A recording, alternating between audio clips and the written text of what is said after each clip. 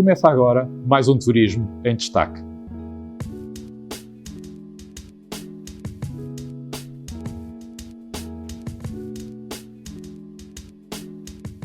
Naquilo que ao turismo respeita, este novo ciclo autárquico que resultou das eleições do passado domingo tem umas expectativas que são naturalmente bastante elevadas. E digo que são expectativas altas por três grandes ordens de razões das quais passarei a enunciar. Em primeiro lugar, são expectativas elevadas porque aquilo que desejamos é que os autarcas, que agora vão iniciar os seus mandatos, cumpram com as promessas eleitorais. E cumpram com as promessas eleitorais que fizeram, nomeadamente com destaque para a valorização dos territórios, para a reabilitação ou construção de novas infraestruturas, para a recuperação e preservação patrimonial, cultural e natural dos seus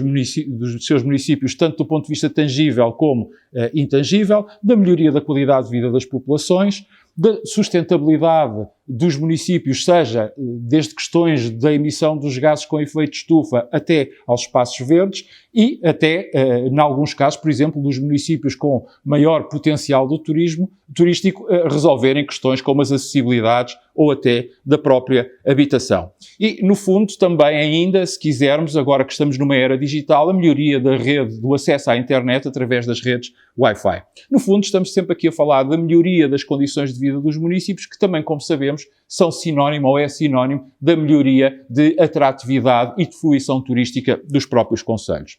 Uma segunda grande ordem de razões que se espera é que agora haja, doravante, uma maior cooperação intermunicipal, mas também com as entidades regionais de turismo, nomeadamente naquilo que diz respeito à estruturação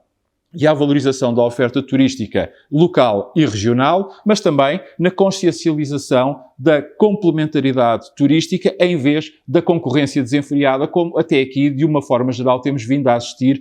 entre todos os concelhos. Mas também ainda na potenciação dos fatores de diferenciação, quer locais, quer regionais, no apoio às ações promocionais a realizar, sejam elas no mercado interno, sejam nos mercados externos, e também no envolvimento na qualificação dos recursos humanos, em particular aqueles que dizem respeito às diferentes profissões e atividades turísticas, contribuindo assim para se fixarem as populações e dar resposta às atuais necessidades demográficas, que sabemos são muitas, particularmente no interior do país. Finalmente, um terceiro e último grande aspecto pelo qual as expectativas são elevadas é que se espera que os autarcas que agora vão iniciar estes seus mandatos deixem de olhar para o turismo e para os turistas como dinheiro em caixa. Ou, se quisermos, como meio fácil de obtenção de receitas, seja através da cobrança de impostos, seja de licenciamentos, seja da miríade de taxas e taxinhas que impendem sobre o turismo, sobre os investidores turísticos e até mesmo sobre os próprios turistas. Isto significa que estes autarcas que vão agora iniciar os seus mandatos percebam de uma vez por todas que o turismo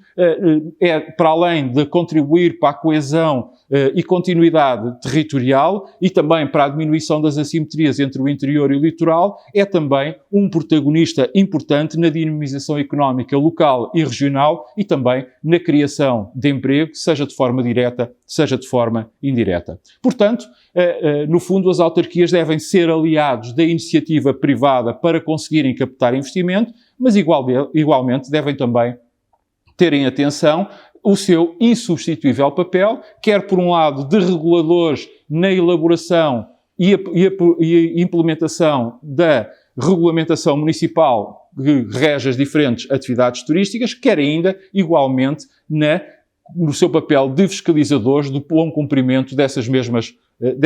regras. No fundo, deverão ser elas, se quisermos, os grandes paladinos da harmonização entre as comunidades locais e o turismo e a vida na autarquia e também da interação a todos os níveis entre a cadeia de valor turística e os próprios municípios. Uma nota final para dizer que esta pode ser, ou se quisermos, esta tarefa pode ser muito mais facilitada em razão e decorrendo das verbas da denominada bazuca europeia, uma vez que, como se sabe, elas são maioritariamente destinadas ao setor público e, em particular, aos municípios, que delas vão receber uma fatia importante. E isso quer dizer que, doravante, não há razões para desculpas.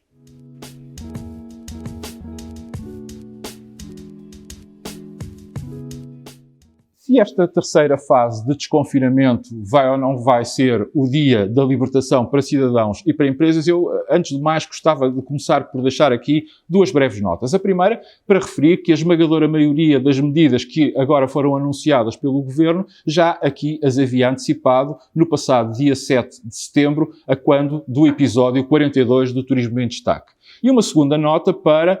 no fundo, lamentar a forma um pouco eleitoralista, isto não há como dizê-lo de outra forma, como estas medidas foram anunciadas por parte do Governo, já que não se compreende a razão pela qual as mesmas não entraram de imediato em vigor. É que, quanto a mim, o argumento de que algumas áreas de atividade precisavam de mais tempo para se prepararem é um argumento que para mim não colhe, porque, por exemplo, basta recuarmos alguns meses, para abril ou para maio passado, para vermos que este mesmo Governo implementava e anunciava regras que entravam em vigor de um dia para o outro, sem ligar muito às implicações económicas e, em concreto, turísticas que as mesmas acabavam de ter, para além do transtorno das vidas dos próprios cidadãos. Bem, dito isto, eu gostava de aqui dizer que creio que para a generalidade dos cidadãos, mais do que o dia da libertação, o próximo dia 1 de outubro será o dia, por assim dizer, da retoma de algumas liberdades, as quais,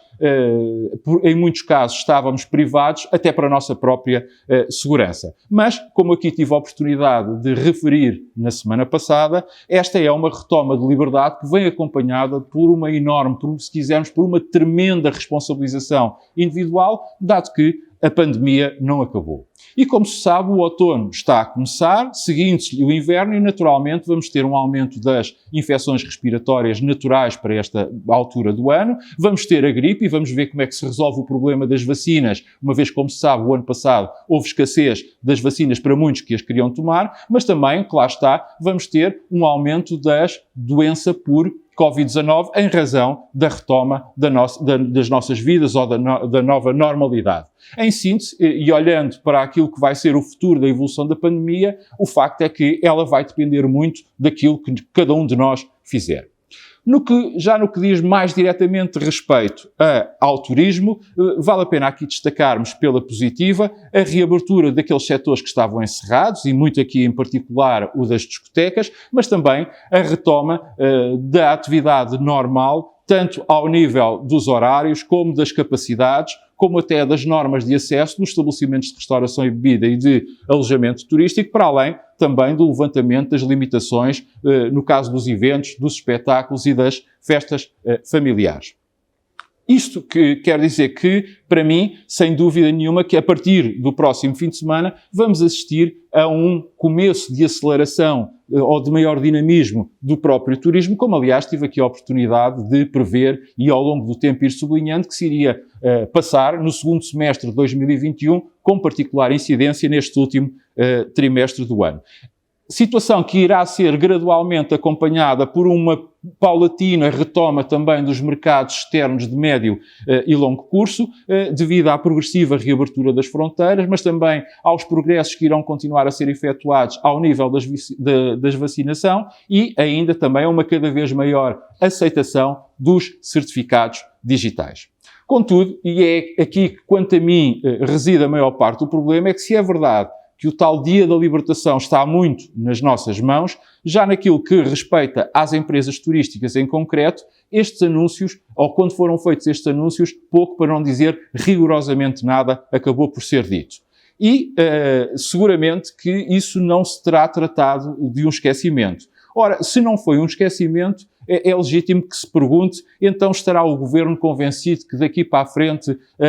vão ser só receitas e boas notícias e que os problemas que assolaram o turismo ao longo de todo este ano e meio terão terminado? Então e a questão das moratórias que estão prestes a acabar e que